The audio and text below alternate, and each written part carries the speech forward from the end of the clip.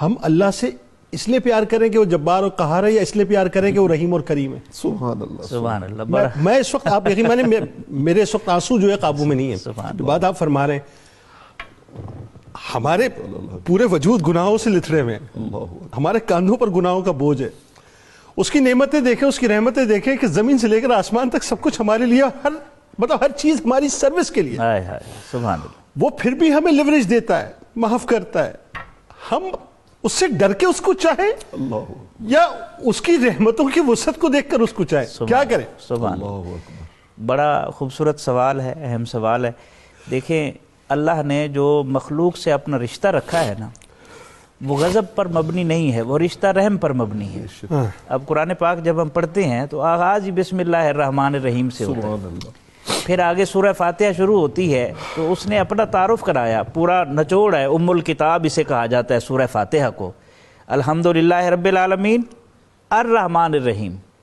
گویا اس نے جو اپنی مخلوق سے رشتہ رکھا ہے وہ رحم پر مبنی ہے، بے شک وہ غضب پر مبنی نہیں ہے. ایسا ہی. پھر اس کو اگر ہم سادہ لفظوں میں سمجھائیں، جو بات آپ نے جس طرح ماں کی ممتا کے ساتھ پروفیسر صاحب نے اور آپ نے اس کو جوڑا ہے.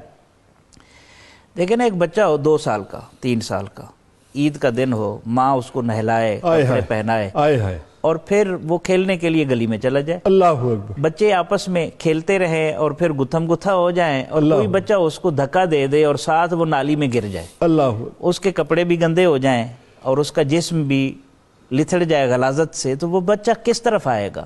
اللہ. روتا ہوا ماں کی طرف آئے گا. ماں کی طرف. جب ہو سکتا ہے والد راستے میں ملے، وہ بھی انگلی پکڑ کر ماں کی طرف ریفر کرے گا. اللہ اللہ اللہ. تو جیسے ماں دیکھے گی تو اس کی نظر اس بچے کے جسم پر لگی ہوئی غلاظت پر نہیں ہوگی، اس کے لباس پر پڑی ہوئی گندگی کے اوپر نہیں ہوگی، بلکہ اس کے چہرے پر ہوگی.